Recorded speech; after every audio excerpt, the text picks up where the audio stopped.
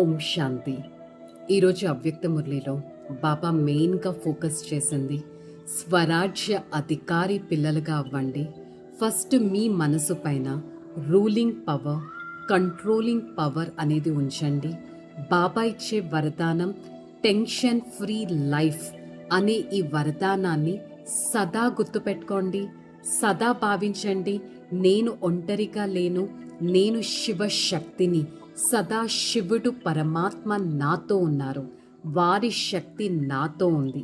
సదా ఈ మనసు పైన ఆ దృఢ సంకల్పాన్ని పెట్టుకొని ప్రతి అడుగు పరమాత్మ మార్గంలో వేసినట్టయితే, మనన శక్తితో, దృఢ సంకల్పపు శక్తితో నా ప్రతి ఆలోచనను శక్తిశాలిగా చేసినట్టయితే విశ్వ పరివర్తన కార్యం అనేది జరుగుతుంది.